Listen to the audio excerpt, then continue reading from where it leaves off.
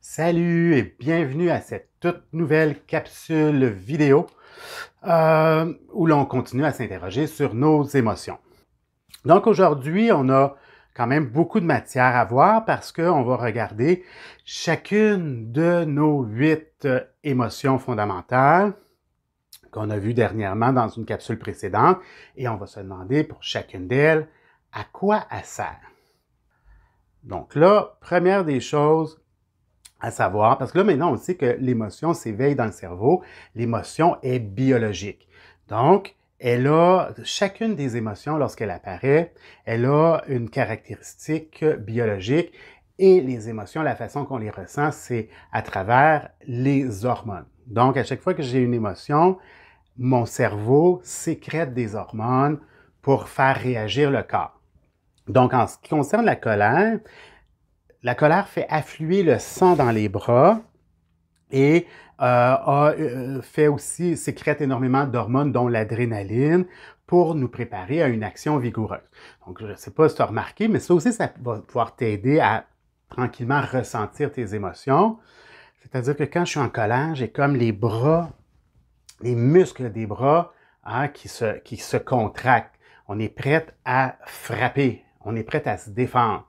Donc, ce qui est intéressant encore là ici, quand on fait du cheminement sur nos émotions, on peut se demander où je ressens mon émotion dans le corps et ça va pouvoir tranquillement m'aider à les identifier aussi parce que les émotions, c'est corporel, ça se situe dans le corps avec la sécrétion d'hormones.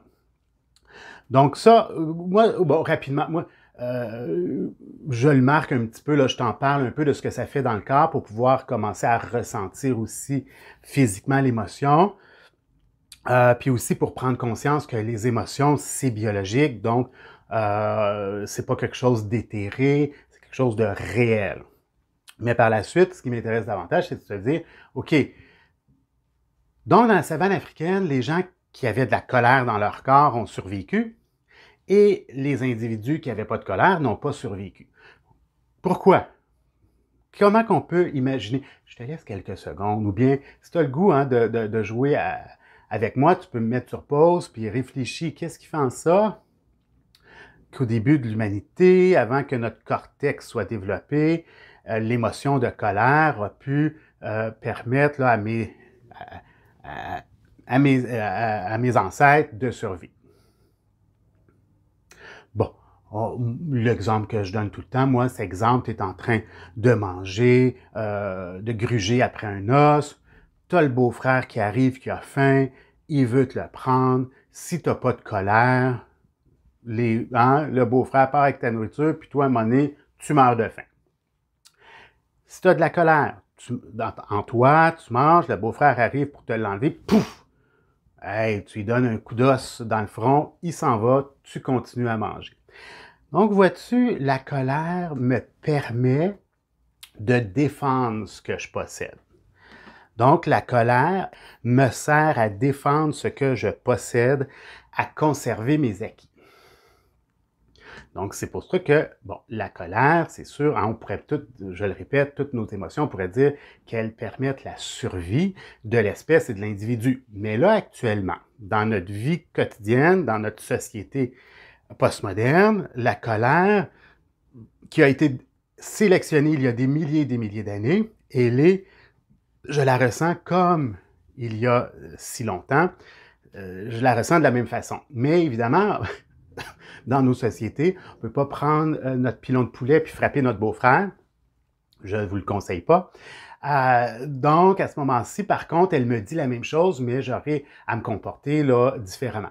Donc, quand je suis en colère, aujourd'hui, là, ce qui serait intéressant, ce que je te suggère, l'outil que tu peux utiliser, c'est quand mon corps ressent de la colère, quand mon amygdale m'envoie une information de colère, ça veut dire que je perçois dans mon environnement que je dois défendre ce que je possède.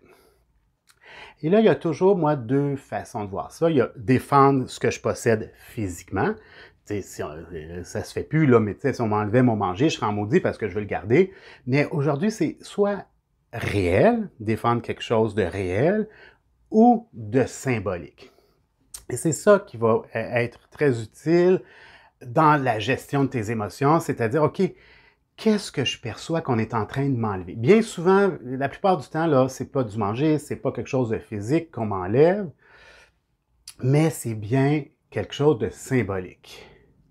Donc, exemple, ton employeur te demande de faire, on est vendredi soir, puis il dit, hey, j'aimerais ça que tu restes encore quelques heures, on a trop de travail. Mais toi, tu avais prévu une sortie, on est vendredi soir, tu es en colère. Donc, hey, mon Dieu, qu'est-ce qu'on est en train de m'enlever? C'est ma liberté. Ça peut être un exemple comme ça. On peut se dire aussi, ben là, je sais pas, ta conjointe, ton conjoint t'as dénigré devant la belle famille. Là, tu es en maudit, tu es en colère après lui, après elle. Qu'est-ce qu'on est en train de m'enlever, là? Qu'est-ce que je dois défendre? Mais là, je dois défendre mon intégrité psychique, ma dignité comme personne.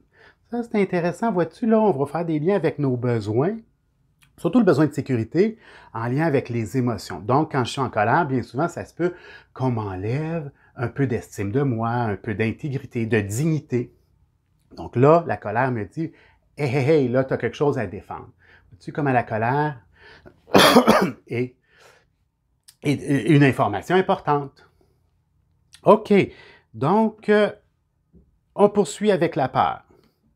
Donc, la colère faisait affluer le sang le mieux possible dans les situations de ma vie. Donc, je te souhaite un très bon cheminement et on se revoit à la prochaine capsule. Bye bye!